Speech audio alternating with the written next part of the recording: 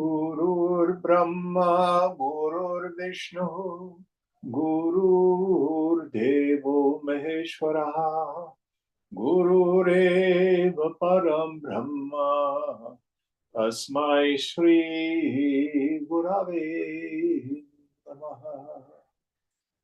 Chinmayam Vyapyat Sarvam, Trilokyam Sacharacharam, Tatpadam Darshitam Yena, Tasmai Shri Gurave Namaha.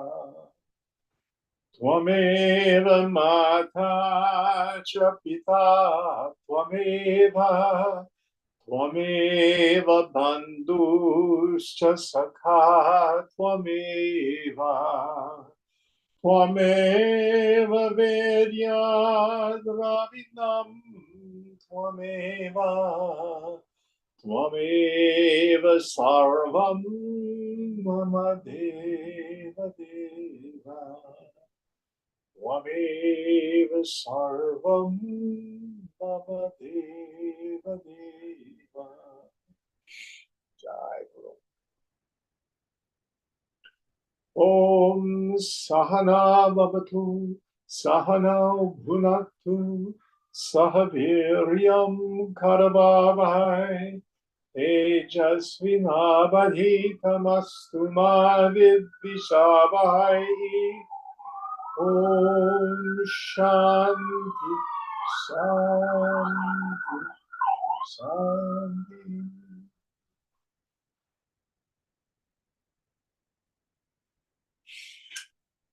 So do we have Deepa? Yes. Yes, I just logged in. I mean, here. Okay. And are you okay? Yeah, I'm just exhausted. It's been a long day. Okay. So we're in the 18th chapter and we're in the 50s. What verse are we on? 55. 55. Will you help us out, please, Deepa?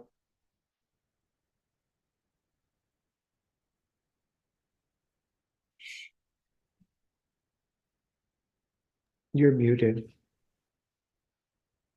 Oh, can you hear me okay? No? Now we can. Okay, perfect.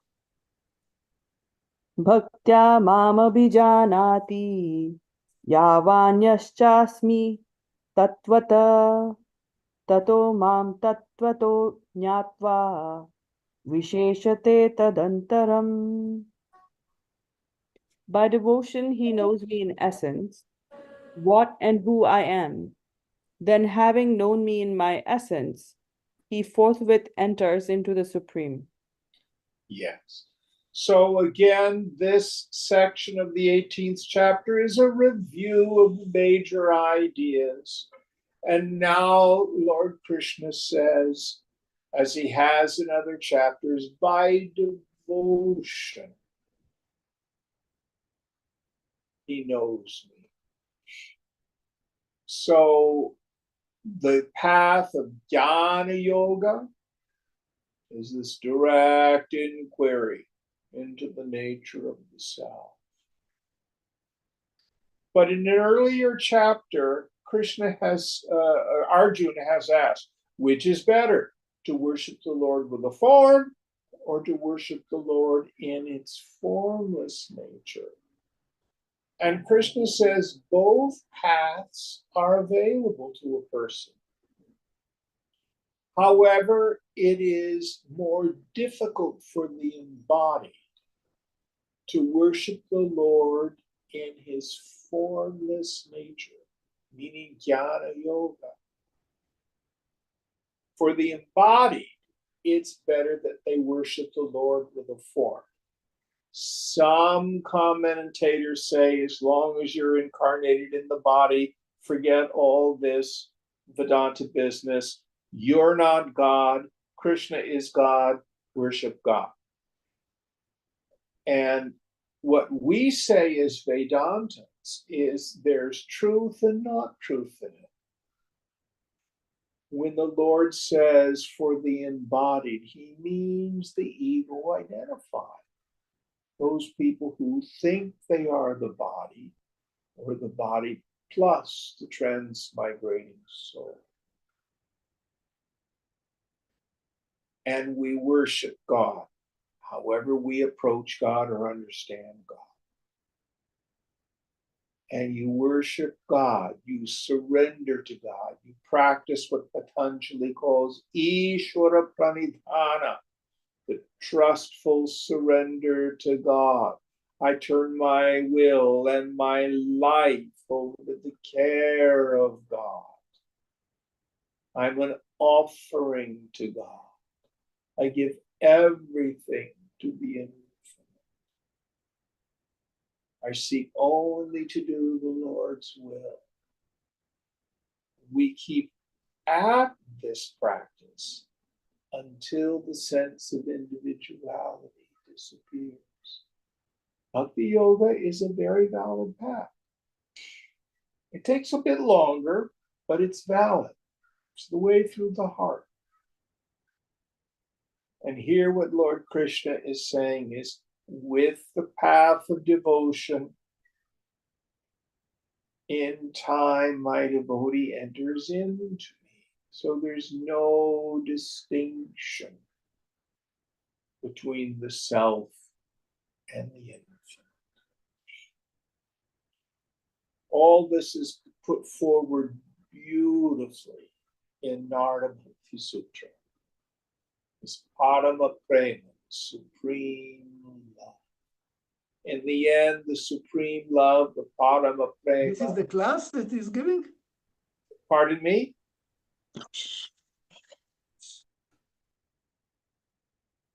Is there someone with a question? That was a new student who signed on. Welcome. What's your name?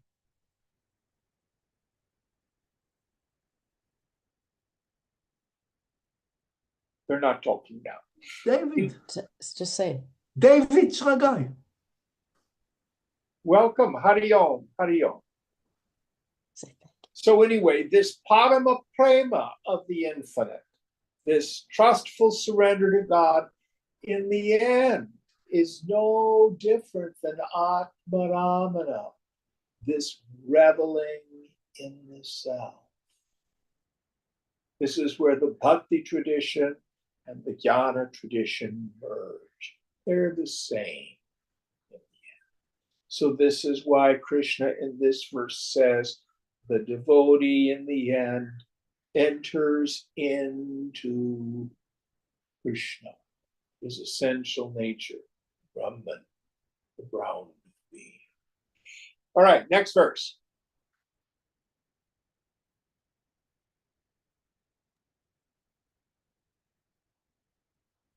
सर्वकर्माण्यपि सदा कुर्वाणो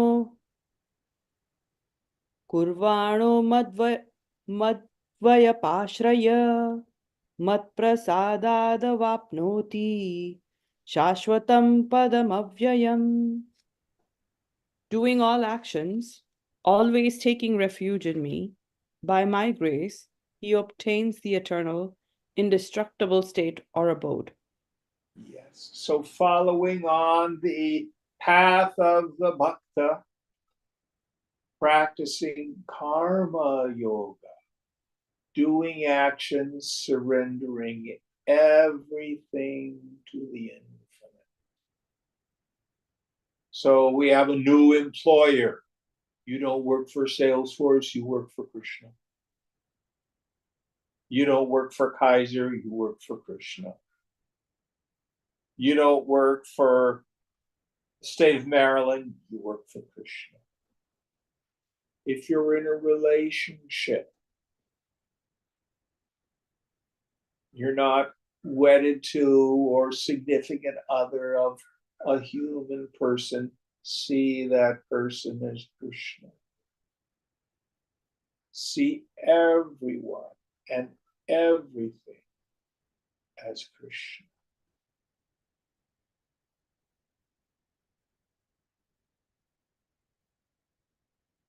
There's a very famous prayer by the Franciscan priest Michael Judge. He was the first recorded death on 9/11, 23 years ago.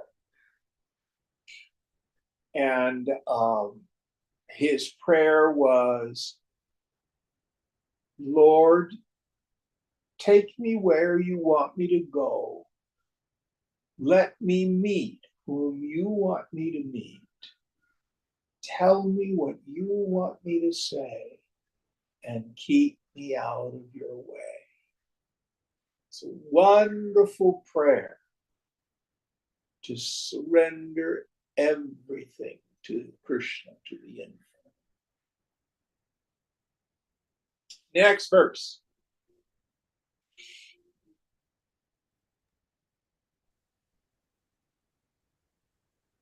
चेतसा सर्वकर्माणि मयि संन्यस्य मत्परा बुद्धियोगमुपाश्रित्य मच्चित्तः सततं भव.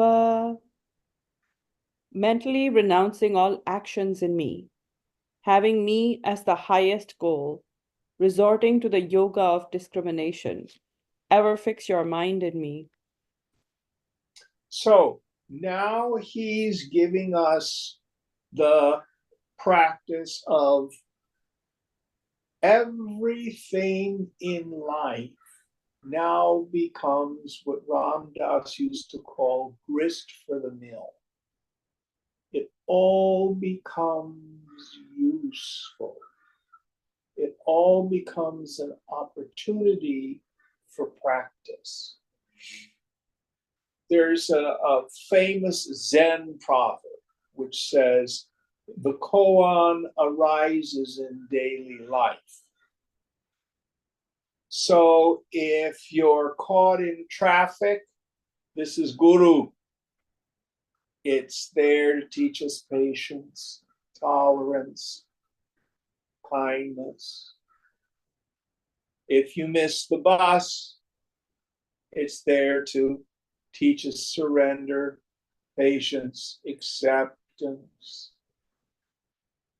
Someone says an unkind word to you, it teaches us to let it go, let all that stuff pass through. What other people think of me is none of my business. Every incident in life then becomes useful because it's part of our yoga. Everything becomes an opportunity for viveka, vairagya, for discrimination, and vairagya, dispassion, renunciation, detachment, viraga. Raga means passions, V is a superlative, to go beyond our ordinary understanding of passion. So what is our practice of discrimination? To discriminate between the self and the not-self, the subject and all the objects, the knower and the known. Or as Krishna said earlier, kshetra kshetranyacha, discriminating between the knower of the field, kshetranya, and the field of experience, kshetra. I'm not the body, I'm not the prana, I'm not the mind, the feelings, I'm not the thoughts, buddhi, I'm not even the ego sense, karta. I'm not even ignorance. Koham, who am I? We actually get this question, will come when we study Aitareya Upanishad on Saturday morning. That'll be the next Upanishad we do. Who am I? What's my essential nature? And not those objectively known things. Chidananda Rupaham, I am bliss consciousness. Shivoham, Shivoham, Shankara says. Shiva, I'm auspicious. That's Viveka. Then Vairagya, that desire to give up attachment to all experiences gained through the senses. Mind you, this doesn't mean to run away from the world. Doesn't even mean not to enjoy the world. It means to give up attachment, sangraha. So I like to use the example, have you seen a sunset? Oh, yes. Was it a beautiful sunset? Oh, it was a very beautiful sunset. Did you enjoy it? Oh, yes. Do you want to possess it? Do you grieve its loss? No, the sunset took 20 minutes. Now I'm going to go have some dinner. We can enjoy, we can experience without this grasping quality. That's what we need to let go.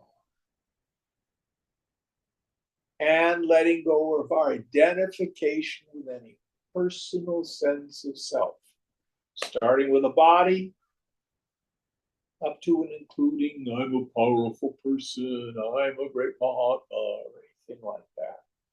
No personal sense of self is real. This is Viveka Vairagya, the discrimination and the detachment that Krishna is inviting us to take up in this verse. Any thoughts about it? Next one.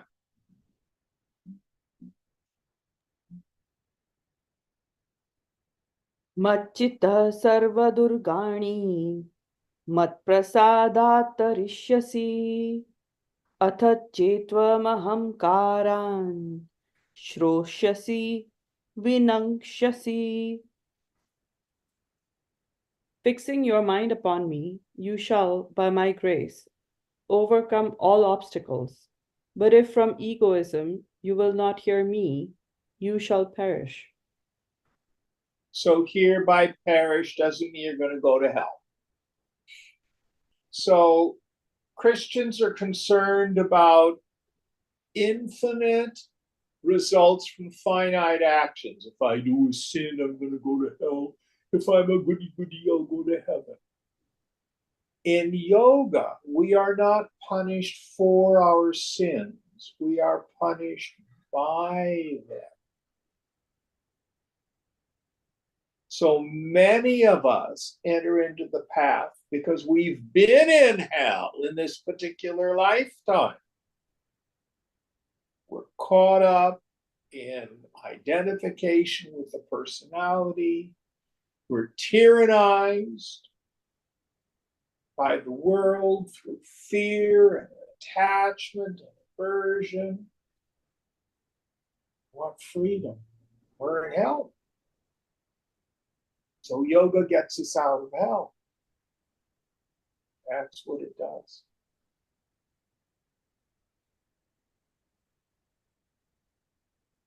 Read the first part again for me in the English, please, Deepa.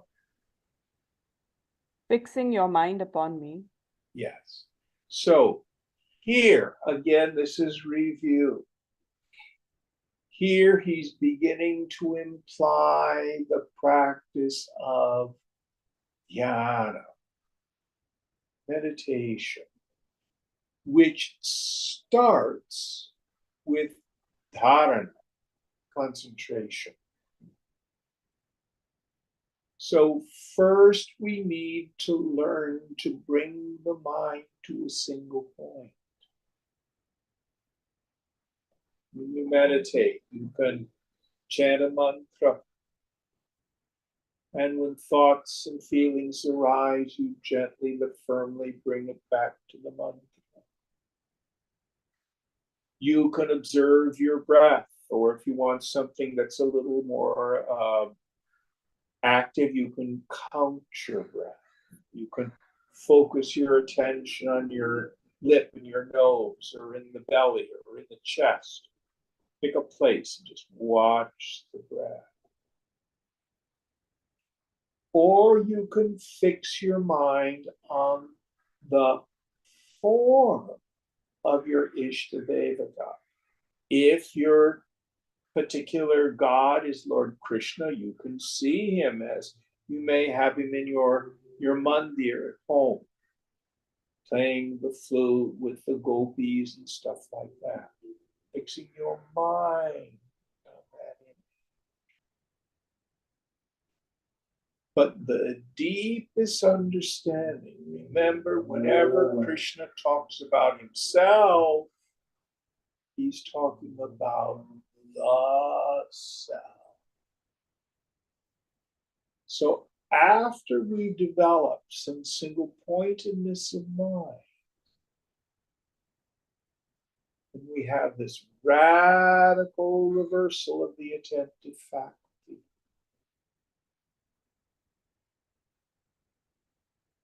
who am I? What is my essential nature?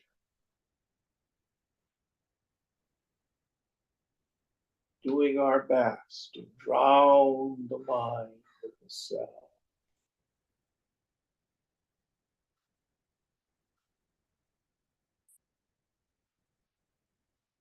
That's the highest understanding of fixing the mind on me. Next idea in the verse, please. You shall, by my grace, overcome all obstacles. Yes. So when we are meditating, either with a form or with an external practice, and I know many of you have done Goenka meditation retreats where they scan the body. In the end, it really doesn't matter a whole lot. What will happen is what we say in the tradition, kashaya.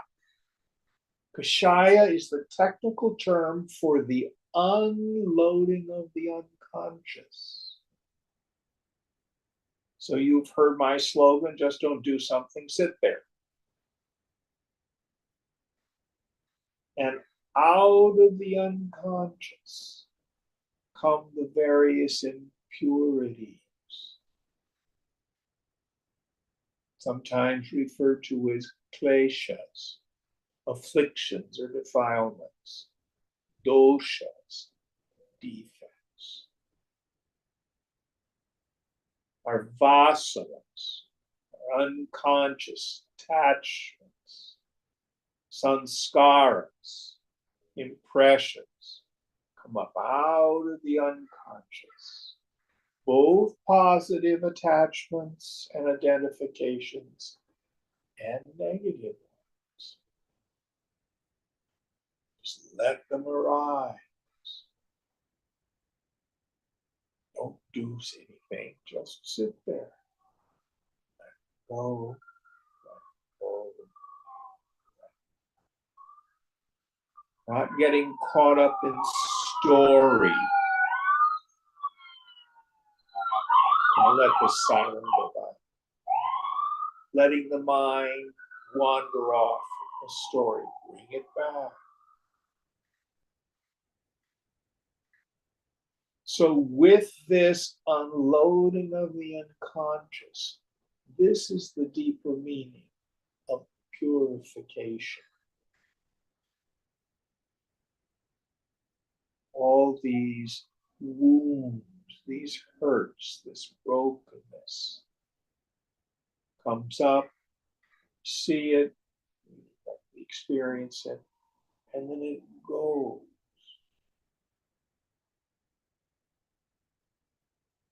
So some of the rules of the mind, any mental experience that's completely experienced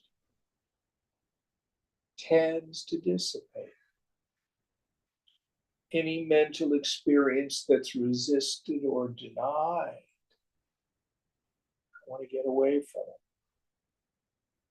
tends to persist. It's counterintuitive.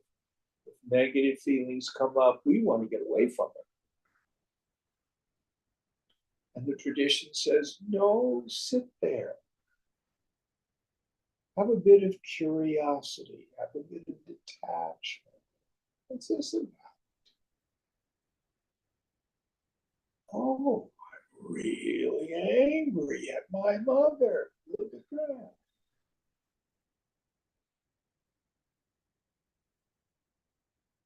Oh, I have a lot of shame for being so mean to my little brother. Oh, look at that.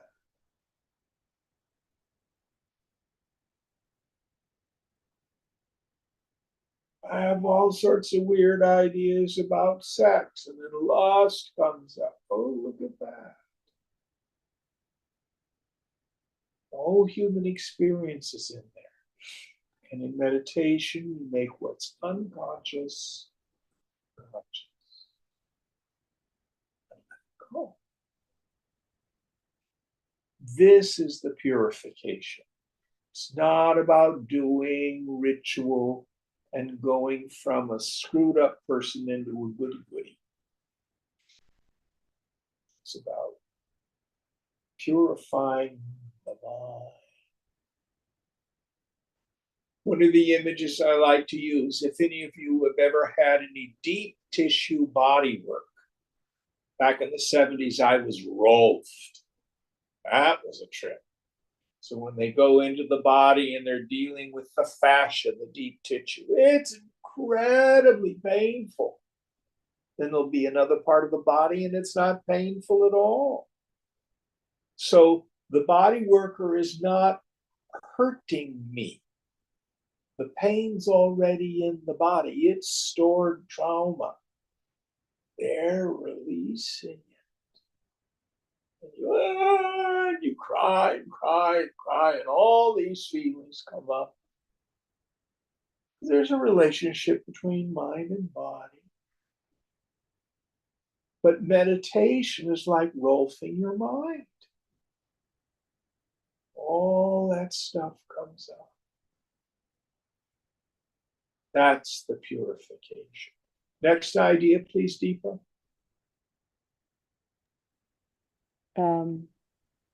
But if from egoism you will not hear me, you shall perish. So, if we don't take the path of this unfoldment, of this purification of the inner equipment, and instead take the path of enjoyment and attachment and control and trying to protect and defend the ego. What do we mean by being destroyed? I get further entangled into the Jagat Jala, the web of the world. Everywhere I turn, there's suffering. Any thoughts on this verse? What the yogi begins to see is this relationship between kama, my craving, and dukkha, my suffering. They're the same thing. But if I'm heedless and ignorant, I deal with my craving by trying to get my way in the world. All that does is create more craving. when I begin to see that entanglement between craving and suffering, I start to develop the desire to be free from desire. You got another desire, Jim? Yes, it is. But just like you take the thorn or the needle to remove the splinter in your finger, then you cast both away.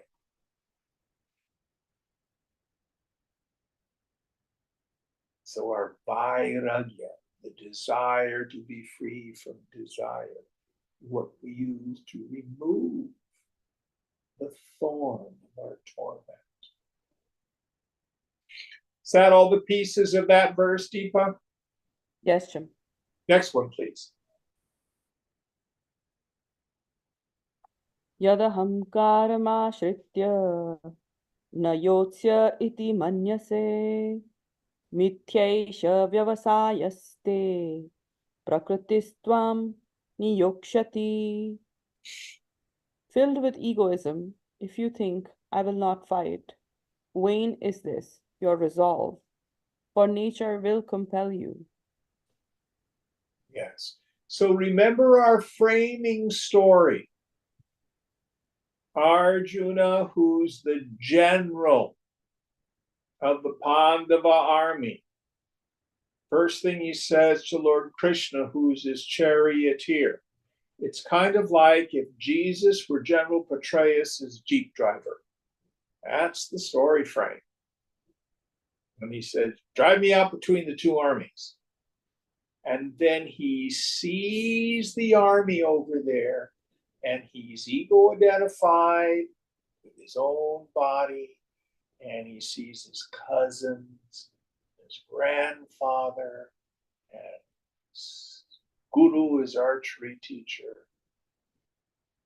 And he gets paralyzed and confused and thinks the solution is to run away from life. I will not fight. This is Arjuna's problem. This is the disintegration of the human personality. Our nature impels us in one direction. Arjuna was Kshatriya. There's nothing more pleasurable than a righteous war.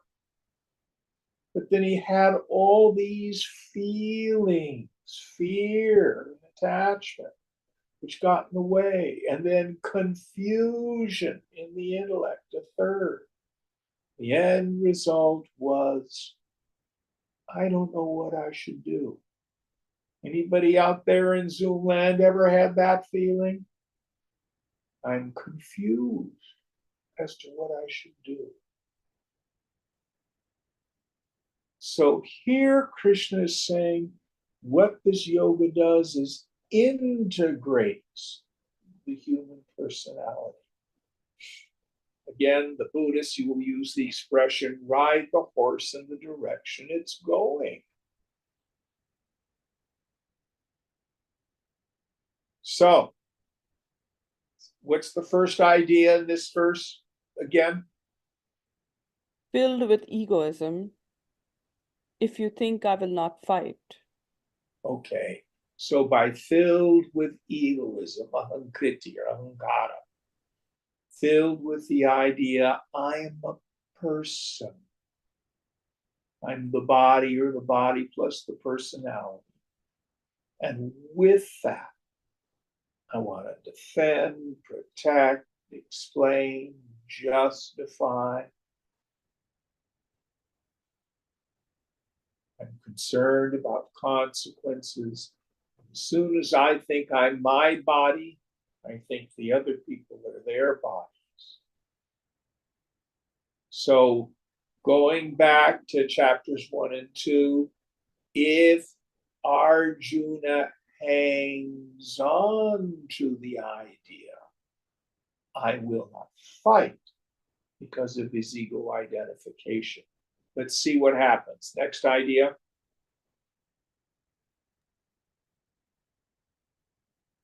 Did you cover if you think I will not fight? Yeah. If he says Arjuna has the idea, I will not fight. Vain is this, your resolve. So it's vain. It isn't going to work. First of all, you won't do your duty. Secondly, two things will happen. You'll either be there at home or in the forest thinking about the battle you really wanted to have. So that's what happens to you and I. When we cop out on our dreams, cop out on our goals from phony renunciation. And I sit at home and I think about all the things shoulda, woulda, coulda.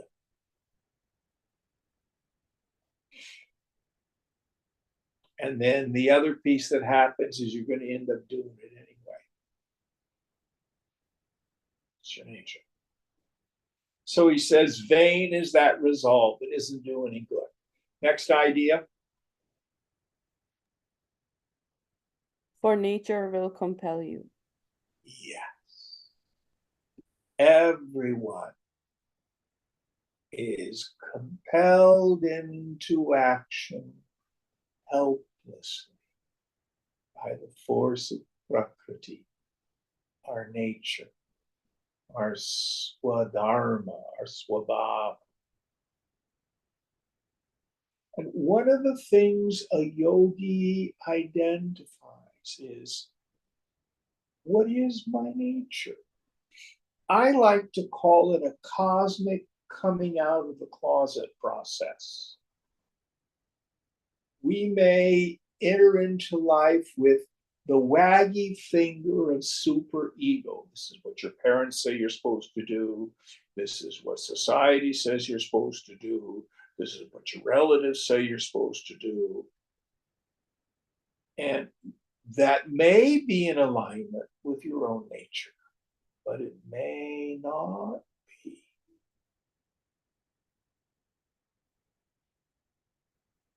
So the yogi doesn't strive to be spiritual. You end up having a veneer of goody-goodiness. Strive for authenticity. In your authenticity, you will find your holiness. It's there. Take these proclivities, serve the society with them. That's what we do. Be useful.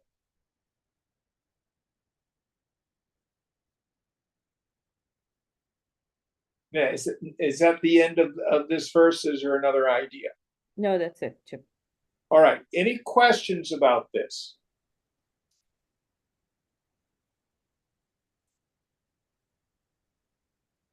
Next verse.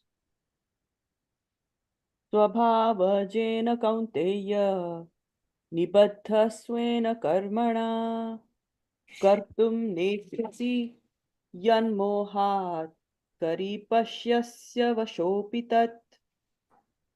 O son of Kunti, bound by your own karma and action, born of your own nature, that which through delusion you wish not to do, even that you shall do helplessly.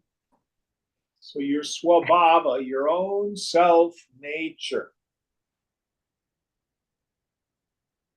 It's expressed so beautifully by Joseph Campbell. He used to call it follow your bliss.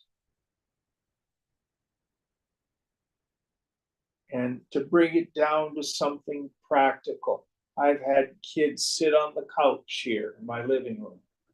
And the questions I ask them, if you had all the money in the world and all the education in the world and all the connections in the world, what would you be doing with your life? I'd say, well, why the hell aren't you doing it? Oh, I'm going to wait till I make up enough money to start. No, Don't postpone your life. If you spend 20 years in the corporate world, in the end of 20 years, you're going to be a good corporate employee, not a singer.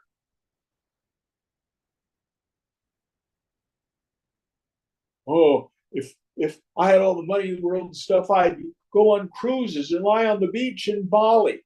Actually, you might do that for a while. But living the life of a consumer gets very boring. We're meant to work. Dharma of the body is karma. Question is, how shall I work? According to your swadharma, your swabhava, your essential nature. But do it. The yajna spirit, the spirit of sacrifice, renouncing attachments to the fruits of action and the sense of agency. Serve. This is what we do. This is what we do. And if we suppress those desires, we're struggling all the time, and we're probably not going to be very good at what we're doing. And we have all sorts of people in the society who do things like look for a job where I don't have to work and I can't get fired and I've got benefits. And you sit there for 20, 25 years till you retire. Or you have a job where I want to make money. That's my goal in life. Money, money, money, money, money, money. That's fine if you want to do that. What do you do with the money? Get stuff. And then feed my animal needs. Sex, food, all that kind of stuff. No. Have a purpose-driven life. It can be something very simple. I really want to be a mother. And again, we can't confuse celebrity with vocation. You may not be famous in what you do. Thy right is to work alone, never to its fruits, Krishna said. And this is a point in the tradition where a lot of people get confused. For some of us, our swabhav is to be a renunciate. We do withdraw from the world. We do spend time in meditation, scripture study. But for those for whom it comes easy and naturally, we love doing it. Others of us, our swabhava is to be active in the world, to be a householder, a grahastha. Look at Arjuna. This is the value of this scripture. Notice, Arjuna's not like some Brahmin boy who goes off to a Himalayan ashram. He's a soldier in the battle of life. Swamiji used to call it, it's for the man or the woman of wisdom downtown. That's the message of Gita. Any thoughts on this? Did we get all the pieces of this verse?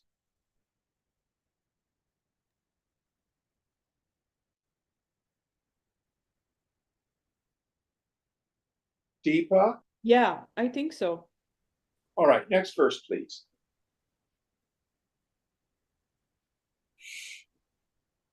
ईश्वर सर्वभूतानां हृद्देशेऽर्जुन तिष्ठति भ्रामयन् सर्वभूतानि यन्त्रारूढानि मायया. The Lord dwells in the hearts of all beings, O Arjuna, causing all beings by his power of illusions to resolve as if mounted on a machine. So the Lord resides in the hearts of all beings, and I didn't quite catch the language on the next part. Say it again. The Lord dwells in the hearts of all beings, O Arjuna, causing all beings by his power of illusion Power of illusion. Okay. to revolve as if mounted on a machine. So in the ancient world, they did have machines with gears and things like that. I would say a modern image would be a merry-go-round. So you go to the fair, you see the merry-go-round, and you see the horses go up and down, around in a circle. Sometimes it's a duck that's going like this, or some other thing. It's just a cart for the old ladies and the old men like me. And there's an engine making them all go round and round. So also, the Master Jesus phrased it this way: I of myself do no thing. It is the Father within that doeth the work. So in our 5 elements of karma yoga, the last one, the renunciation of the sense of agency. You can look at it 2 ways. One, the agent is guna and karma, the qualities of mind and the force of the past. There's no me there doing the doing. Or you can take on the idea the Lord or the goddess does it all.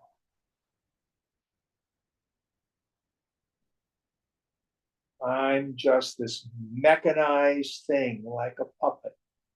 It's moving through life. You just watch it. Fulfilling your role in the great drama of life.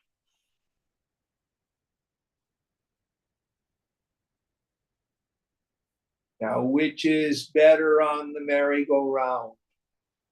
The camel, the horse, the duck, or the sleigh? They're all just going round and round. So whether one person makes millions of dollars, another person lives very modestly, another person seems to do something of great import in the world, someone else is just a worker among workers. Happiness has nothing to do with that sort of stuff. Happiness is being true to our swabhava in the world. And allowing the mind to revel in the self.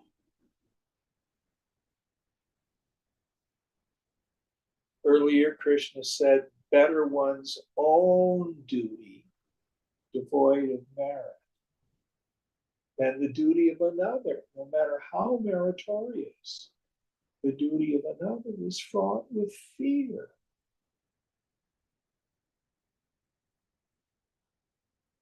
If we try to be something in life that's against our nature, it's always going to be hard work.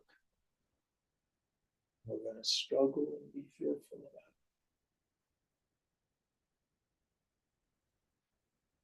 that. Any thoughts on this?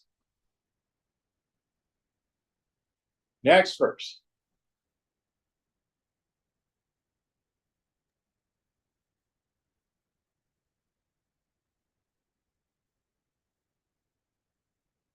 Sorry. Tameva sharanam gaccha sarvabhavena bharata tatprasadat param shantim sthanam prapsyasi shashvatam. Fly unto him for refuge with all your being, O Bharata. By his grace you shall obtain supreme peace and the eternal abode. This idea of sharanam, shelter or abode or harbor. So, what the yogi learns is that peace of mind and happiness are independent of worldly circumstances.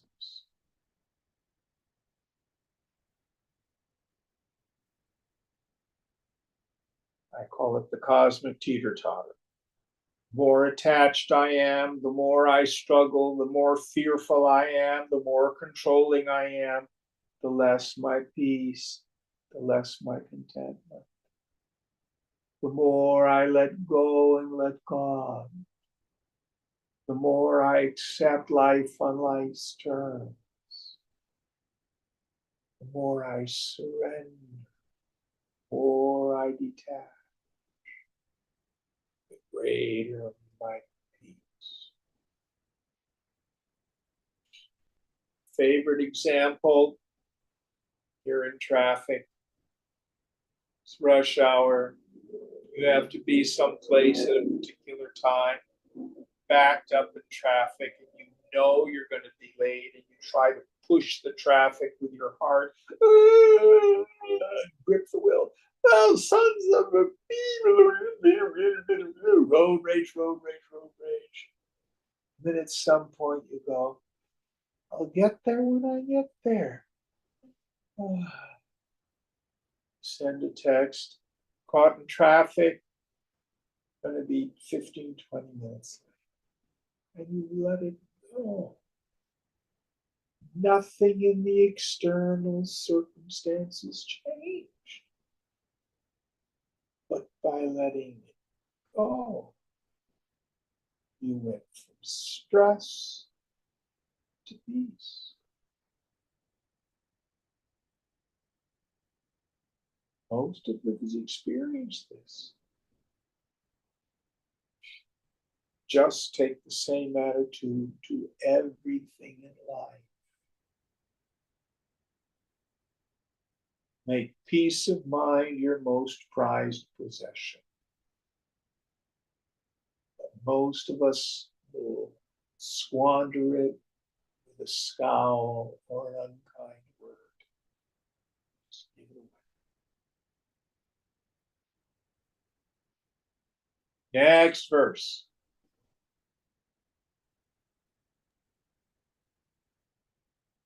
Iti te jnanamakhyatam guhyat guhyataram maya vimrushyeta desheshena yatte chasi tatha kuru. Thus the wisdom, which is a greater secret than all secrets, has been declared to you by me. Having reflected upon it fully, you now act as you choose. So this is the final advice of the Guru to the Shishya.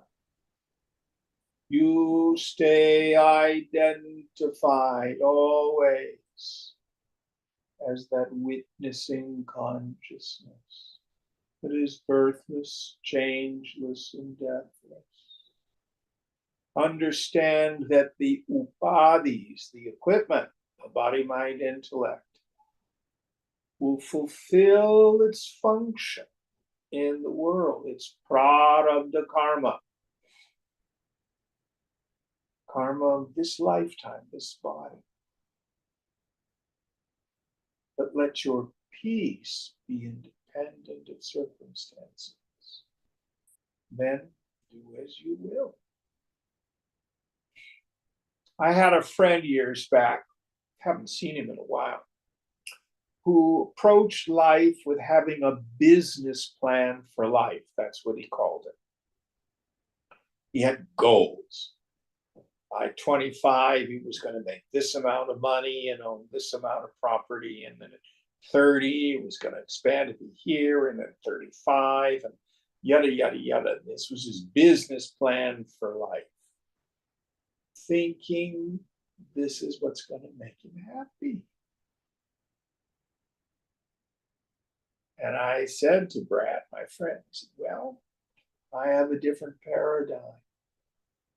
I'm the ball bearing in God's pinball machine. And the Lord goes, whack. I bounce around, having no real idea what's going to come next. Acting on intuition. Giving up attachments to raga and dvesha. I must have it this way, I'll never have it that way. And the new things happen. And at some point, game over, the ball bearing will go down into the gutter. And then they toss me on the funeral pyre.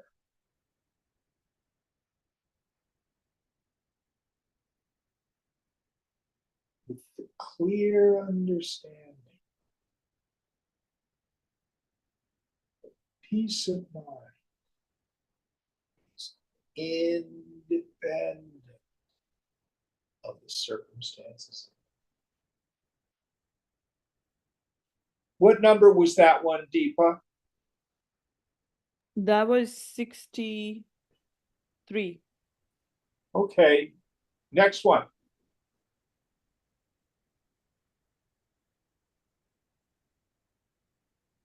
सर्वगुह्यतमं भूय शृणु मे परमं वचः इष्टोऽसि मे दृढमिति ततो वक्ष्यामि ते हितम्. Hear again my supreme word, most secret of all, because you are my dear beloved. Therefore I will tell you what is good for you. So we have a coda, a recapitulation of some of the ideas going on. Manmana bhava madbhakto madhyaji mam namaskuru mame vaishyasi satyam te pratijane priyosi me. Fix your mind upon me, be devoted to me, sacrifice for me, bow down to me, you shall come, surely then to me alone. Truly do I promise you, for you are dear to me. So how come Arjuna is dear to Krishna? We invoke the grace of the Lord by turning within. So here is a summary of what we are to do. The first idea, Fix your mind upon me. yes. We can do it in the lower practice, having God as we understand God as our Ishta Devata, our wished for deity, worshiping it, or the higher form. Fix your mind on the self. Next idea, worshiping. Be devoted to me. Yes. Make your sadhana to the goal of your life. In Viveka Chudamani, in the very first part, Shankar talks about the glory of a human birth. And he says the human body is essentially an instrument for the realization of the self.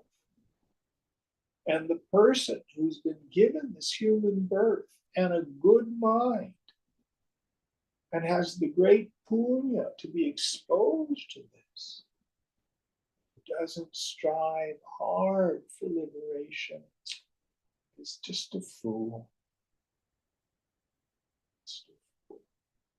So be devoted to this work. Next idea. Sacrifice for me. Yes, make everything sacred. Everything becomes a sacrifice to the infinite. We talked about this earlier. You're not working for Salesforce, you're working for Krishna. You're not married to or involved with so and so. It's the infinite. The people at the supermarket, that's Krishna. Everything you do, when you're washing dishes, you're doing it as an opportunity to quieten your mind and be single pointed. Everything becomes sacred. It's the deeper meaning of sacrifice. Here he doesn't mean go do rituals. Next idea.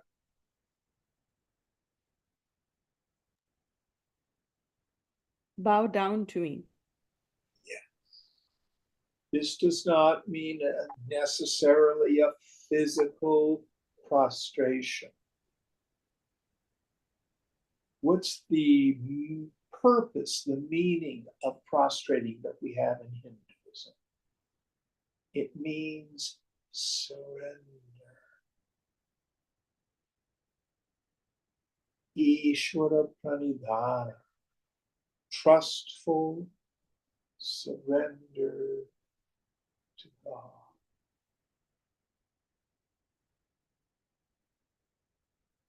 Every morning, Lord, I give this day to you.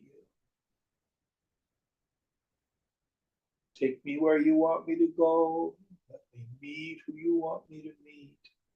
Tell me what you want me to say and keep me out of your way.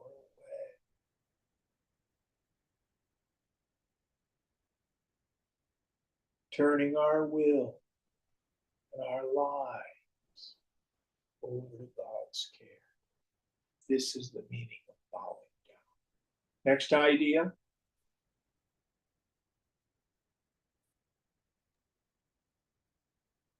Surely then, you shall come, surely then, to me alone. Truly do I promise you, for you are dear to me. So if we do these things, not just read these things, the promise is in time, you will get the summum bonum, the greatest blessing of life. Remember, Arjuna says, what if I don't get realized in this lifetime? Krishna says, don't worry about it. Strive hard this lifetime. And if it doesn't happen this lifetime, in your next life you'll be born into a family of yogis, reunited with your yoga. Soon attain liberation. My devotees never destroy.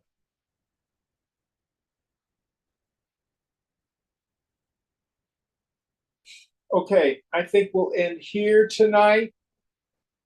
And I think I remember it. Would you take a peek for me, Deepa? Aren't there 78 verses?